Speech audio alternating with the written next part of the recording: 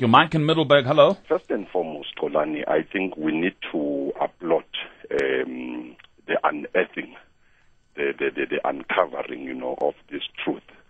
I also want to submit and agree with your guest there that we should not be surprised, indeed, because this is just one tendency that might have been there for donkey years, It's just that it might have been hidden in sophisticated technicalities. But Polani, this is one proof, of what we've been saying over and over again, that actually capitalism is there to exploit. Because if you look at this, it is really colonization of the African economy. And this reality has been highlighted over and over again. I have made countless references to the music of the late great Peter Tosh in most of his songs, where he has been warning, about colonization of the African economy if we continue to embrace capitalism. I think those who want us to embrace capitalism must really have their faces buried in shame. Because here is the reality. Billions and billions of rands are taken out of the country instead of developing us and creating job opportunities. Okay, Mike and Middleburg, thank you. Sig in Randburg, good morning to you, Sig. Thank you very much, Kolani. Kolani, I wanted to point out that this is not a capitalist conspiracy. This was a local conspiracy which was led, I would have imagined, by the ANC. Because Alec Irwin, real communists were in charge of this capital. It wasn't flight. It was authorized disinvestment by all of our major companies happened, and the ANC was right there colluding in the center of it, and I wonder how much money went into their pockets in this context. And yes, the horse has bolted. All these major companies have bought up huge assets everywhere else in the world to the detriment of our unemployed, and yes, our communists did that to us. Tell Mike of Middleburg that. Thanks very much. I'm so sorry that we can't do anything about it now. Can we not? I think that's the question. The question is whether or not can we do anything about it, Sig, and we'll get an answer for you coming through from my guest in a minute. Eddie in Ficksburg, hello. Dumela. Hey, Dumela, the guy. Okay, a good week to all of you. I just wanted to be very straight. I won't be more than a minute. This thing can easily be corrected. We want stability. It's all about stability, leadership. If you've got leadership and you've got the stability, my friend, no money will leave. Nobody leaves a ship that's not sinking. When we think of tourism, I can bring you 60 million tourists to this country if you just stop the violence. 60 million tourists brings you 600 billion rand. My father-in-law, when he comes here, brings 100,000 rand just to visit his daughter. And why doesn't he come in more? Because they get raped, they get murdered, and I want to say this, corruption is with it. I'm saying, sir, the collapsing of the infrastructure is the only thing that's making this money fly. I am a total capitalist, and if you build a country, everybody will invest in it. All right, that's Eddie in Ficksburg. Let me read some SMSs, and I'm going to bring in Mr. Mbeki in a minute. Somebody says a transaction tax not only raises revenue, but also monitors all movement of money. That's Ellen, who sent us that SMS. Another one says, this confirms that capitalism is a cruel, corrupt, and crisis system. Mtibane in Crystal Park.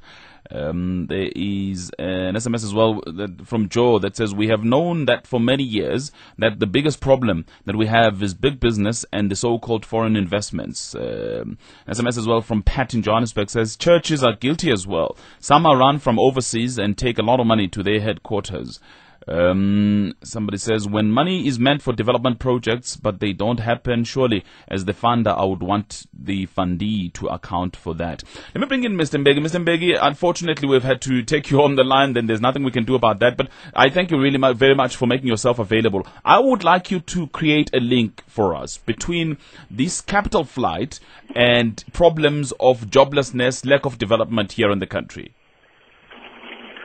Well, Kolani, the studies that Siraj Mohammed's department has done show very, very clearly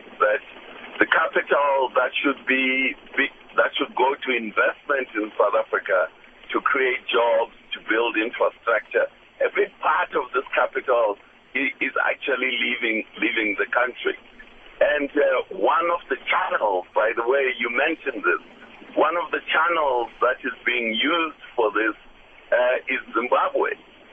I was told by the World Bank in Zimbabwe that South African companies buy goods South African companies in Zimbabwe buy goods from South Africa, misinvoice, and then they keep the balance of the money in Zimbabwe so that it then gets taken out of Zimbabwe in United States dollars. Because, Zimbabwe has both the rand and the United States dollar.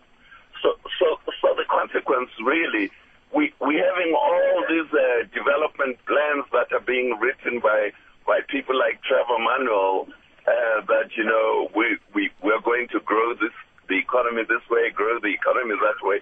If up to 20% of our gross domestic product is leaving the country, how are you going to grow the economy? So we have this kind of cloud nine sort of mindset by the political and economic leadership in this country. The point is they have to take action against capital flight. And if you were to recommend action, what kind of action should be taken here? Well, there are many actions I think that they should take. For example, the situation that obtains in Zimbabwe. We have been supporting the Mugabe regime, and now the Mugabe regime is creating openings for capital flight from South Africa. So we have to go to Zimbabwe and see what we can do to staunch that particular outlet. But I'm sure there are many other outlets because in the studies that have been done, it's very clear which divisions of the economy are taking out most money. And you also spoke about, and it's an issue that we touched on a little earlier on, about companies such as Old Mutual, for instance, and Anglo-American listing in the London Stock Exchange. And again, I raised this argument that when companies do that, they tell us that they want access to a bigger pool of investors. You want to raise capital in order to continue as the company. So, the argument will be, what's wrong with that? Yes, but Solana, the chairman of Old Mutual itself, the new chairman of Old Mutual, this is an Irish guy, I think his name is Sullivan. He pointed out that Old Mutual would have best stayed at home in South Africa instead of doing what it is doing, wandering all over the world and losing a lot of money. The question is, why did the Minister of Finance at the time, Trevor Manuel, why did they allow Old Mutual? Because I know for a fact that the Reserve Bank had vetoed Old Mutual going to list in London, but the Department of Finance overruled the Reserve Bank and allowed Old Mutual to list outside the country. So the question was raised by one of the callers, is what did these guys who allowed it to happen, what did they get out of it? Is that what it comes down to, do you think? Does it come down to what they got out of it? Well, I can't imagine how a country like South Africa can allow its largest company, which was its two largest companies, to an Anglo-American corporation and Old Mutual, to pack up their bags and leave.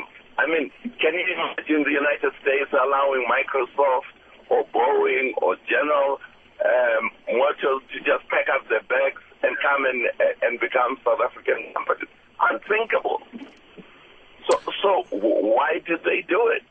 One of the callers has raised this issue, and I think this is an aspect of our country's economic policy that we have to dig into to find out why did these guys do what they did. Because if you're going to destroy the foundation of your economy, well, how are you going to solve poverty? How are you going to solve unemployment? Because the foundation of any economy are its companies. Those are its building blocks. Now, if you're going to hand them over to foreigners, then how do you build?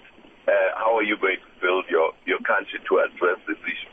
So you see people like Trevor Manuel writing all sorts of plans.